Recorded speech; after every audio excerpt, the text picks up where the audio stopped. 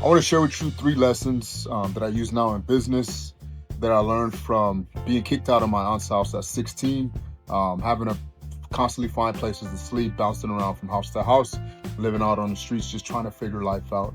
The first lesson that I learned was no one really has to care for you. No one has to do things for you. I don't care if it's your mom, your dad, like really no one has to do anything. And having to speed up that process that I thought it was going to be at 18, 19 and it coming at 16 really gave me a jump start and really gave me confidence in God and myself.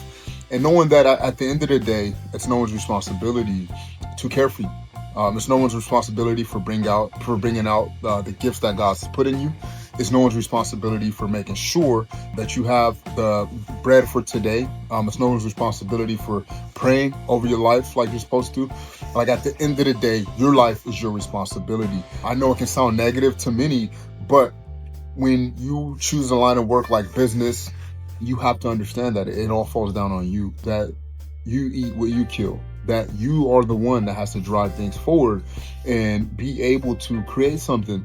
So having to have that in my mind from an earlier age than most really taught me as I go about my day, I'm not looking for someone to come fix things for me. I'm looking up to God and I'm looking at my abilities and what I'm able to do in this exact moment to make sure that I'm never having experienced as much pain as I experienced at that time, that I never have to have someone in full control of my life, that I control my destiny, and that I partner with God and create what He has created me to create, that everything else is going to fall in line.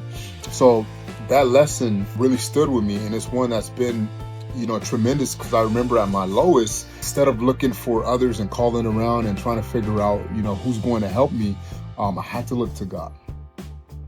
I had to look at myself and say, okay, am I going to quit now? Or am I going to just keep going and know that there's a way out of this? And that has been the driving force for me for business, because I know that I have to continue to get things done. And many of you are on the same path with your business. Like, you're the first millionaire in your family. You're the one that people count on when things are in need. So now, as you know, I've been part of smaller churches where I really tithe a tremendous amount to help them, get off the ground and grow. I've been able to give to organizations back in Africa. I've been able to support organizations here because I know they count on me.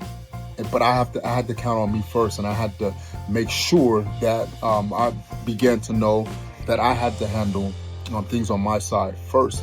So the first lesson for me that I took from that, and I still use today, is that every single day, now by the grace of God, I have a beautiful family and children to provide for as well. So I always look at what do I need to do to make sure that now it's not only me taken care of, but them.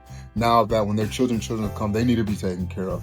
Now I have a full wife to provide for, make sure her life is set up and make sure she's okay. So that foundation of knowing that I don't look to anyone to care for my life, but I continue to develop myself to be able to give to others. So they have to see my skill, they have to see my gift, and they have to, and God has to reward me from that. That's my focus. And that alone releases so many chains and burdens that you have to deal with. The second lesson I learned from being kicked out of my aunt's house at 16 that I still take with me is you have to be very careful about the things you do, your actions, because they really can affect those that are near you. It really can, your actions to really make a difference as a leader. At the time I was 16, my little brother was maybe 14 and a half, going on 15. And the main reason I got kicked out is because I was a bad influence on him. And she was right. I was a terrible influence on my little brother. And he picked up some very bad habits from being around me. And she had to protect him and make sure that I wasn't really, influencing him to do the wrong things. So if you're not getting yourself right, if you're not doing what you have to do, those around you are going to be affected. And it started getting more deeper into me a couple years later when I was having my first child, to know that I was going to pass that along to my children.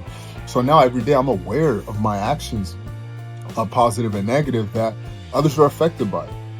My immediate family is, other young African-American men are, other business owners are. Like, everything I do, I learn and I experience. I have to be careful with protecting my energy and making sure I'm acting a certain way because I cannot affect those who are closest to me in my circle, those who may be learning from me, those who may be following me, those who may be looking for a new way to do things. You have to make sure that you are authentic with what you are learning, and what you're learning is beneficial and will not tear others down. So now I don't invest into things that I'm skeptical of. I don't just blow my money up and knowing that I won't have any money to take care of those who I love, or I won't have enough money and I'll just pass down that chain to my family. But I had to get clear to know that whatever it is I'm doing, others are affected by it. So in your journey as an entrepreneur, you have to understand that your actions have to be at a high standard. You have to continue to grow and develop yourself into a better person, because those who are closest to you, you're more than likely the person that sets things off, gets it going. You're mostly the one that's the driving force. That energy is going to be poured over to them. That energy, that example, that's going to be something that they learn from and they're able to draw from and become more like. So if it's misleading, if it's something that's negative, now you are delivering that to them. Now you're giving them that to take part of their life. So I had to really think deep about that later, because at the time I was upset. Like, why are you kicking me out when I'm still a child? Even though 16 in my eyes now, like, you should be able to have your own place and all these things. You should be able to care for yourself, especially if you're a male.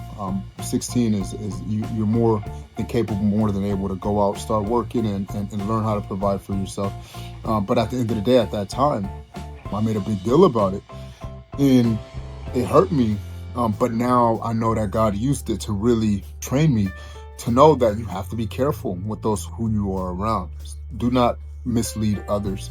So that's second, whether you're going to mislead your employees. There's so much goes with it, but the main thing you can do is just continue to develop yourself to the best version of yourself. That starts with the prayer, and that starts with faith, taking action to become the best person you can be on a daily basis. And third and final lesson I learned from that, and one I carry today a lot, and it's from my principles. It's from not my personal ones, but the ones I attach my life to, which is in the Word of God. It's what my Father orders. You have to forgive. I carried that with me for quite some time, really deep internally, didn't really know and understand until later. But you have to learn to forgive and just keep moving forward. Just keep creating. Just keep knowing that things are going to happen. Just knowing that not everybody's going to treat you how you want to be treated. Not everything's going to go your way, whether it be in business, whether it be in personal life. But if you continue to invest yourself into that energy and be upset about it and feel certain ways, your life's never going to change. Your life's never going to grow. So despite all that, despite how difficult the situation was, I had to learn to keep moving forward and forgive and still love and be able to really get the most out of every single moment in my life. Because if I'm focusing on that negative thing that happened, if I'm continuing to allow that to be part of my identity in today, it's only going to drain me. It's only going to not allow me to move forward and do what I have to do. So you have to learn to constantly, daily forgive. There's some things that can sneak up in there that you still hold on to, that you need to learn to let go.